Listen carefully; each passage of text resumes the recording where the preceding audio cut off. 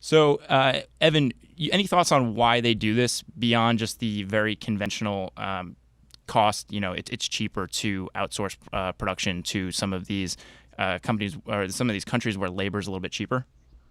I mean, I think part of it is that in addition to the engineering talent thing that I was talking about earlier, but then, Tim Cook like absolutely hates inventory, and setting up this model and like the supply chain, like I've read, you know reports where like other industry executives like look at Apple's supply chain and they're just like blown away. They're like, well, we can't compete with this, like that, because you can order a custom build Apple device like a Mac or an iPhone or something, and you can, you'll get the tracking information, and it literally ships from the factory to your doorstep in a matter of days. They build it and they ship it directly to you, and in that kind of scenario where when the purchase transaction goes like that, I mean, Apple does very little hands-on.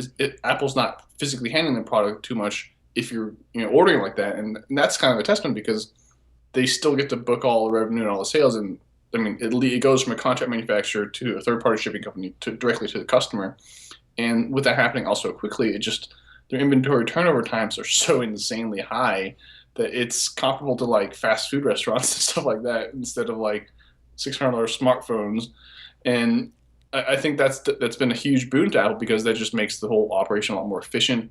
And it's this huge strength because again, like other companies have seen this and they're like, we can't do that. We can't set it up this seamlessly and streamline to this point where it's just incredibly efficient and direct. I mean, of course they have to have a lot of inventory for like the retail stores and things like that, but they're very good inventory management. They keep it really lean because otherwise, having a lot of inventory is never really a good thing because it just sits there and it risks getting written down if you can't sell it, and if you have too much, and it's just kind of a big pain. And I think that's why Tim Cook has really pursued this path so aggressively. At least one reason.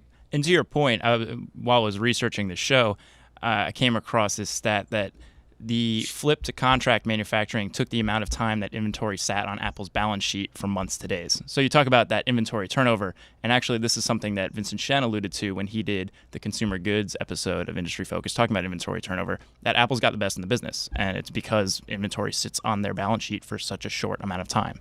Yep. So I think beyond that, there's also a little bit more manufacturing flexibility abroad. I think some of these contract manufacturers are ready to go, and they, can get things set up very quickly. They have the talent in place to, within 2 weeks, really be up and running. That's another thing because, like, if you have these really big demands and you need to be able to scale up and down depending on seasonality and these other factors, that's another big benefit of this contract manufacturing model is because you can just say, hey, I need X number of units, go build them.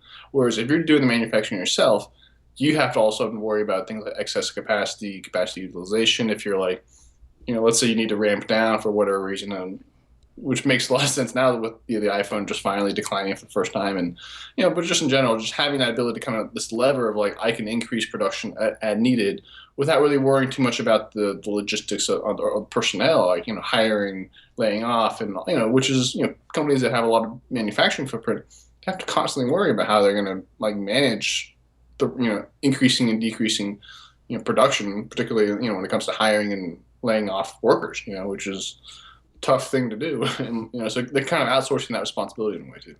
Yeah, of course, this approach is not without its own risks, right? For as much as we praise Apple's operational smarts here, there are some issues with the model. One of them, I think, namely, is control, right? And so we haven't seen a ton of this, but there is the possibility of quality control being a problem. But I think more when you think about Foxconn and some of the contract manufacturers in Asia, there's always this worry about working conditions, and this is something that has gotten a lot of press in the last couple of years. There's always this concern of working conditions being substandard, of being overly demanding, of overtime being required, things like that. And so that's definitely one of the risks here.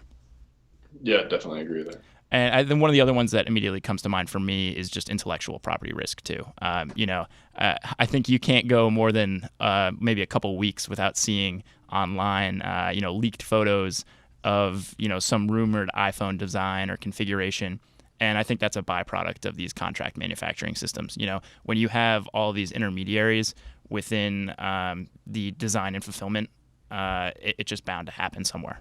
Yeah, I mean, with as global as Apple's business has become in the supply chain, it's too massive. Like you can't keep it secret. Like there's just too many moving parts. There's too many third parties involved, and everyone wants a piece of it and wants to know. And I mean, like you can easily sell a picture of a leaked iPhone and get paid a ton of money if you can smuggle it out.